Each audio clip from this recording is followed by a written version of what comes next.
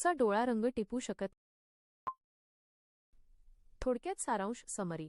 शिक्षकांसाठी Python. Python हे विज्ञान आणि गणित अतिशय सोप्या व रंजक पद्धतीने शिकवण्याचे एक. तुमचा डोळा रंग टिपू शकत नाही, लाल नाही, निळा नाही, हिरवा देखील नाही, तो फक्त ऊर्जा शोधतो. स्वतःशी संवाद साधते. एक चेता मज्जातंतू एका. स्वतःशी संवाद साधते. एक चेता मज्जातंतू एका साध्या वायरसारखी दिसू शकते, पण. ख़वातीन व हज़रात, तैयार हो जाइए हैरान होने के लिए. सिर्फ एक साथ सुनिए